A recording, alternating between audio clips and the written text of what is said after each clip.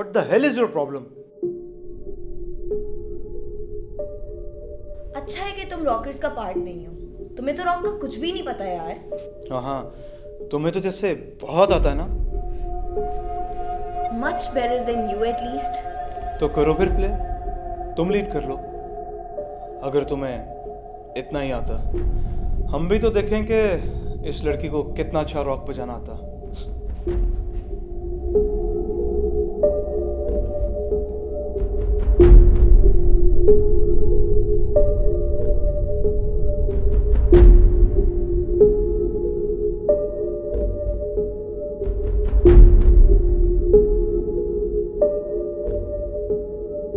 इतना अच्छा लगता है ना जब अपने दुश्मनों की वीकनेसेस का पता होता है। You are still so emotional Jasia.